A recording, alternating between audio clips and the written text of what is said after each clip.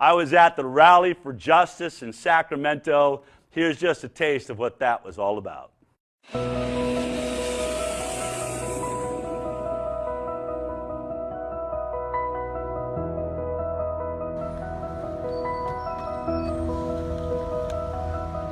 I just got here to Sacramento for the Rally for Justice. Excited mothers and fathers and children all coming out to celebrate the Health and Human Services legal win that we just had. The fact that we're awake, that people are awake and becoming more and more awake today is because of everybody here.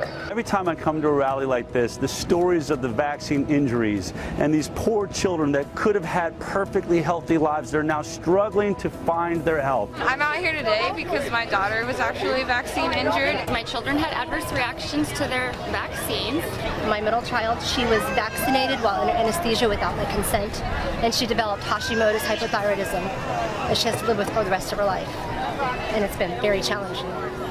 There's no doubt that these vaccines are injuring children around the world. This carnage must stop. It's taken me about 3 years to be able to talk about this normally because it was just so painful and horrible. My daughter's dead within 24 hours after getting vaccines. This is no coincidence what's happening, and you need to take ownership of your children's health.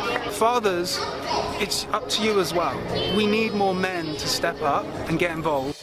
I am a mother. I'm the one who knows the rhythm of my child's heartbeat. I am the founder of Crazy Mothers, which is a nonprofit that helps to spread vaccine injury and recovery awareness.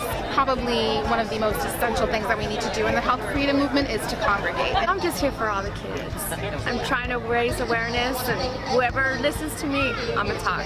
I don't want to see us lose another generation of children. The time is now. We must all say it now. I'm a certified nurse midwife. Many of the parents that I care for want informed consent. Informed consent and choice is all that it's about. If I can prevent someone else from making that mistake, then that would be awesome. We are here to stand up for everybody who's been injured or has lost their life due to a vaccine, because our body, our choice.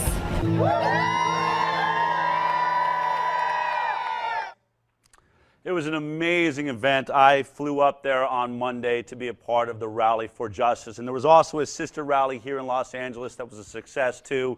It was an amazing experience filled with a lot of really great speakers. And there was a lot going on that day. And so before I even get into the rally and what was happening, while the rally was going on, one of our speakers, Christina Hildebrand, was inside dealing with a law that was being looked at on the floor called AB 1992. I want to talk to her first. Christina Hildebrand, are you with me? I am. All right. Christina, you're with a Voice for Choice Advocacy, which does an amazing job, by the way. And if anybody hasn't joined or isn't following the work that you're doing, you do such a great job of laying out a newsletter, letting us know what's happening politically in the state of California.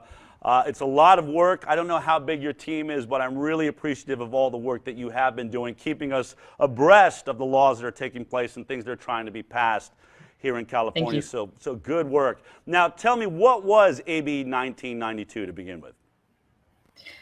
So to begin with, we agreed with well, we didn't really agree with the intent, but we didn't have an issue with the intent. So currently under CalWORKs is a program in California that's under the 10th block grant, which is a federal block grant that allows parents to get financial benefits in order to get them back to work. So those that are underemployed or unemployed that are struggling to get work, it helps them and it helps their children, gives them funding for daycare, things like that.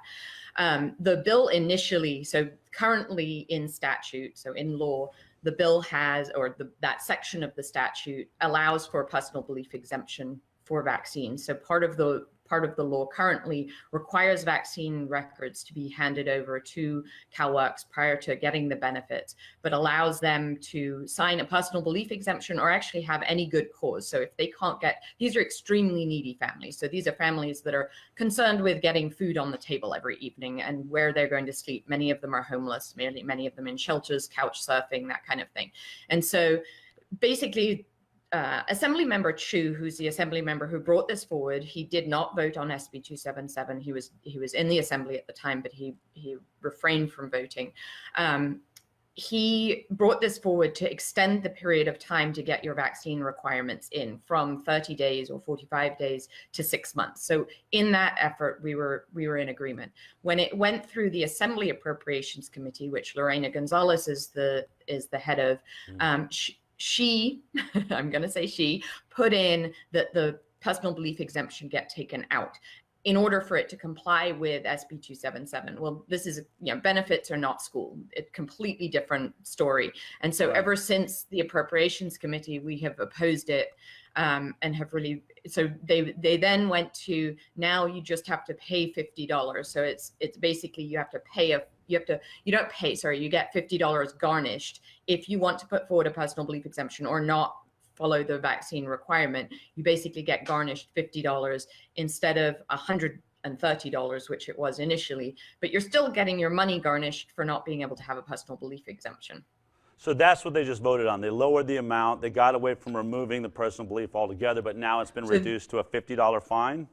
Well, so they passed that in the Human Services Committee in the Senate. The Appropriations Committee was where it went through on Monday, which is where I testify. I've testified at both hearings, but that's where it went through on Monday, and it went to the suspense file. So it is not completely dead. It basically, in the Appropriations Committee, everything, all of the bills that have a fiscal impact go into suspense. And then next Thursday, I believe it is, the Senate Appropriations Committee looks at all the bills that are in the suspense file, and they have a number, they have a budgetary number that they have to meet. So, and they can't exceed. So they put through all the bills. Now, the thing with this bill is we had meetings with the Appropriations Committee, the Department of Finance, the Department of Social Services, and it has been becoming increasingly more expensive with every hearing. So the Appropriations Committee actually said it was $2 to $3 million a year. The Finance Department, who basically has a say in this,